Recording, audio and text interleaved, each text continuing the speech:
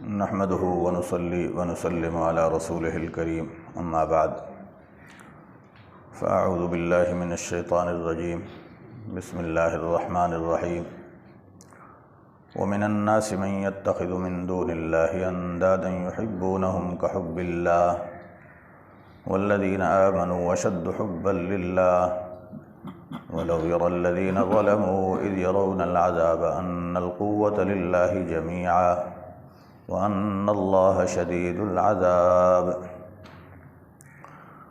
اور لوگوں میں سے بعض وہ ہیں جو بناتے ہیں اللہ کے ماں سوا کو اس کا شریک، محبت کرتے ہیں ان سے جس طرح اللہ سے محبت کرنی ہو، اور وہ لوگ جو ایمان لائے ہیں وہ زیادہ سخت ہیں محبت میں اللہ کی۔ اور اگر دیکھیں وہ ظالم لوگ جب دیکھیں گے عذاب کو کہ تحقیق سبھی قوت اللہ ہی کے لیے ہے، اور تحقیق اللہ پاک سخت عذاب والے ہیں۔ صدق اللہ العظیم وصدق رسولہ النبی الکریم ونحن علی ذلک من الشاہدین والشاکرین والحمد للہ رب العالمین۔ اللہم صلی علی سیدنا محمد النبی الامی وعلی آلہ واصحابہ وسلم تسلیما۔ برادران محترم، گزشتہ آیات میں اللہ تبارک و تعالی کی توحید، اقسام توحید، توحید فی الذات، توحید فی الصفات اور توحید فی الافعال کا تذکرہ ہوا۔ توحید فی الافعال کی تفصیل میں اللہ تعالی نے 8 دلائل بیان فرمائے کہ جو خاص اللہ کی ذات کے ساتھ متعلق ہیں۔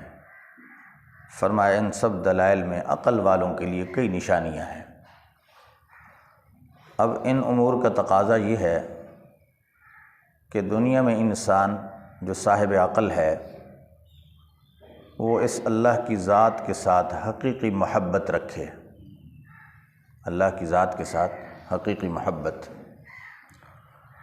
اب دنیا میں انسان 2 طرح کے ہیں۔ ایک ہے وہ شخص جو اللہ کی توحید کا قائل نہیں ہے، توحید کو نہیں مانتا، بلکہ اس نے اپنے دوسرے معبود بنا رکھے ہیں۔ اب دوسرے معبودوں میں بھی تفصیل ہے، کسی نے سورج کو معبود بنایا، کسی نے چاند کو، کسی نے کواکب و سیارات کو، کسی نے دنیا میں گائے کو اپنا معبود سمجھ رکھا ہے، کسی نے اولیاء اللہ کو، کسی نے مزارات کو، کسی نے جناب بتوں کو، پتھر کی مورتیوں کو۔ یہ مختلف لوگوں کے نظریات ہیں۔ اللہ کے ماں سوا ان سے نفع نقصان کی توقع اور امید رکھتے ہیں۔ اور حال یہ ہے کہ جس طرح ایک مومن اور انسان کو اللہ سے محبت ہونی چاہیے، اللہ تعالیٰ فرماتے ہیں یہ مشرکین اسی طرح کی محبت ان غیر اللہ سے رکھتے ہیں، اللہ کے شریکوں سے محبت رکھتے ہیں جیسی کہ اللہ سے ہونی چاہیے تھی۔ میرے بھائیو، محبت جو ہے نا، یاد رکھنا شرعی اعتبار سے اس کی مختلف اقسام ہیں۔ ایک ہوتی ہے محبت طبعی، ایک ہے محبت عقلی، اور ایک ہے محبت شرعی۔ طبعی محبت ہر انسان کا بلکہ ہر حیوان اور جانور کے اندر بھی ہوتی ہے۔ مثلا گائے کا بچہ ہے تو بچے سے گائے کو محبت ہے، ماں کو محبت ہے۔ مرغی ہے، وہ اپنے بچوں سے پیار کرتی ہے، اس کو محبت ہے۔ دنیا کا ہر جانور، ہر حیوان اپنی اولاد سے، اپنے بچوں سے پیار اور محبت کرتا ہے۔ اسی طرح انسان کو بھی اپنی اولاد سے، اپنے ماں باپ سے، بیوی بچوں سے محبت ہوتی ہے۔ یہ محبت محبت طبعی ہے۔ اللہ کے ساتھ جو محبت کا تعلق ہے یہ محبت طبعی نہیں، بلکہ یہ محبت محبت عقلی اور محبت شرعی ہے۔ اب اس میں تفاوت اور فرق مراتب یہ ہوتا ہے کہ دنیا کائنات میں سب سے زیادہ اللہ کی محبت ہونی چاہیے۔ کیوں؟ کہ محبت کے جتنے اسباب ہیں وہ سب کے سب اللہ کی ذات میں جمع ہیں۔ مثلا محبت ہوتی ہے کسی کمال کی وجہ سے، تو دنیا میں جتنے کمالات ہیں اللہ کی ذات میں جمع ہیں۔ اس کے کمال ذاتی ہیں، کسی سے حاصل کردہ نہیں ہیں۔ اللہ تعالیٰ کی ذات تو مجموعہ کمالات ہے، کوئی عیب نہیں ہے، کوئی نقص نہیں ہے۔ تو کمال اگر محبت کا سبب ہے تو اللہ کی ذات اس کا مرکز ہے، اس کا منبع ہے۔ نمبر 2، محبت کا سبب اگر حسن و جمال ہوتا ہے تو اللہ کی ذات کائنات میں سب سے جمیل ہے۔ خود رسول اللہ صلی اللہ علیہ وسلم فرماتے ہیں ان اللہ جمیل یحب الجمال، اللہ جمیل ہیں، صاحب جمال ہیں، اور جمال اور حسن کو پسند فرماتے ہیں۔ اللہ تبارک و تعالیٰ کا جمال بھی ذاتی کسی کا حاصل کردہ نہیں، اس اعتبار سے بھی اس کے ساتھ محبت ہونی چاہیے۔ نمبر 3، دنیا میں تیسرا سبب محبت کا ہوتا ہے احسان۔ مثلا ایک انسان مصیبت میں مبتلا ہے، کسی تکلیف میں، دوسرے شخص نے اس کا تعاون کیا اور اس نے مصیبت اس کی ہلکی کر دی، امتحان اور پریشانی میں تعاون کر دیا، تو یہ انسان زندگی بھر اس کا احسان مند رہتا ہے اور اس سے محبت رکھتا ہے کہ یار یہ مشکل میں کام آنے والا بندہ ہے۔ تو احسان کی وجہ سے بھی انسان کسی سے محبت کرتا ہے۔ یہ سبب جب ہم اللہ میں دیکھتے ہیں تو اللہ کی ذات سب سے زیادہ محسن ہے۔ کیوں؟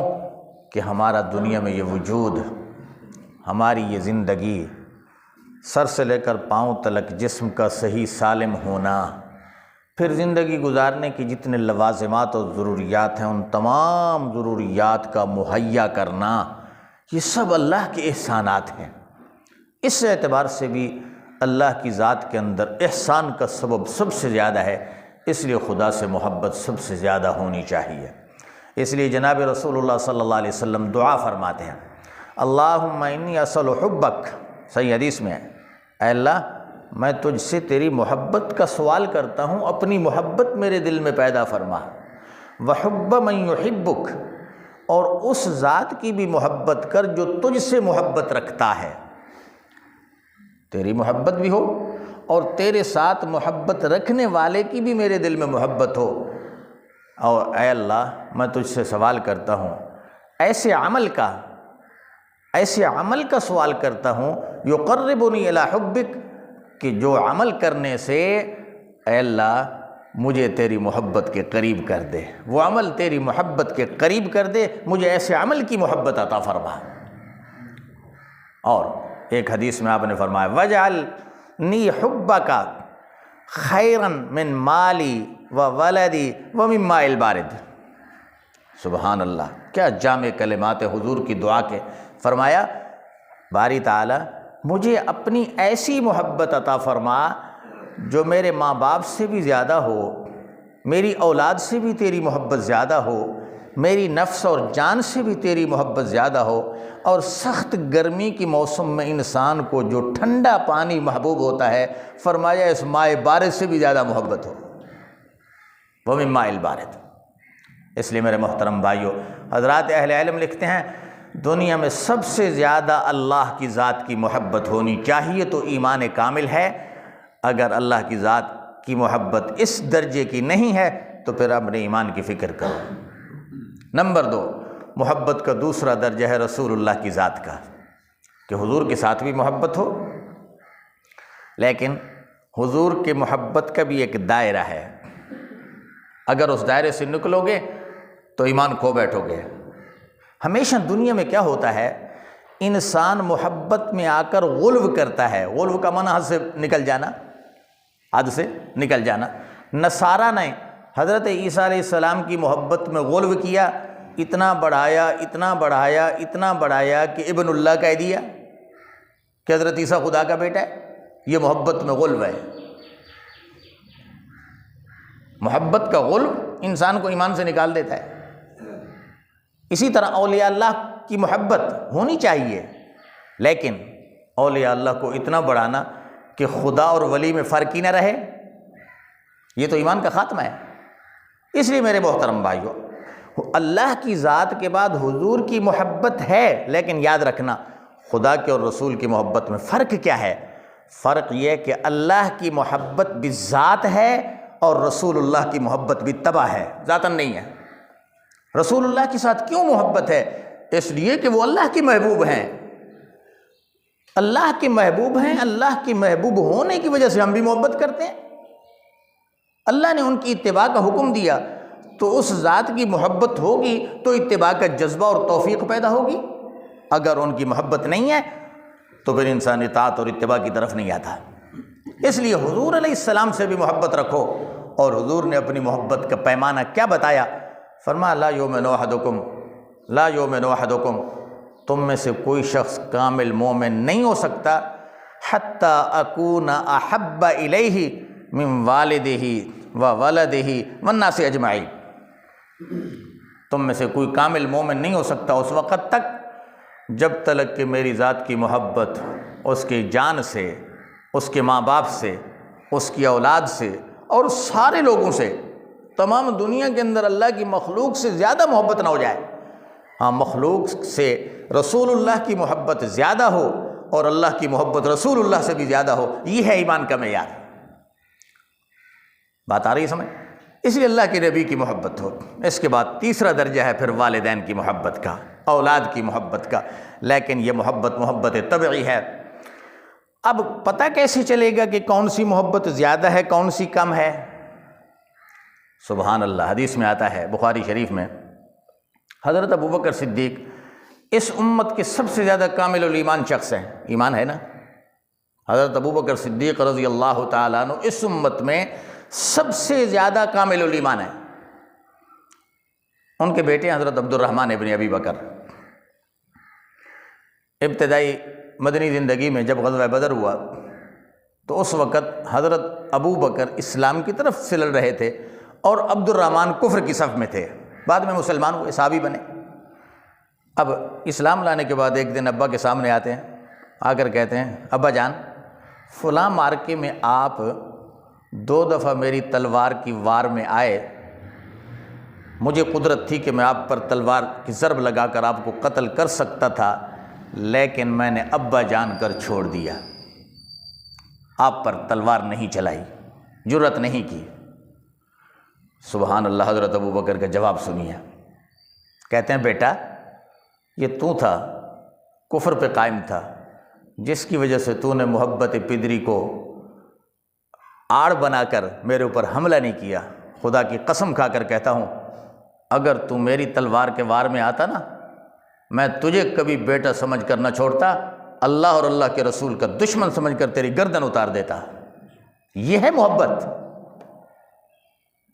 کہ اللہ کی محبت اتنی سخت ہے مومن کے دل میں کہ اپنی اولاد کی محبت کچھ نہیں ہے، ماں باپ کی محبت کچھ نہیں، سب کچھ قربان ہے، اللہ کی محبت کو ترجیح ہے۔ ایک مسئلہ آ جاتا ہے، اب مثال کے طور پر باپ کہتا ہے کوئی حرام کام کرو، خلاف شریعت کام کرو، اب ایک طرف اللہ کا حکم ہے، ایک طرف باپ کا حکم ہے۔